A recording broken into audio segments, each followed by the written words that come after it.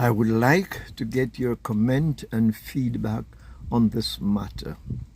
I am fully convinced that storms, hurricanes, tornadoes, and all these destructive occurrences, they are not mere physical events.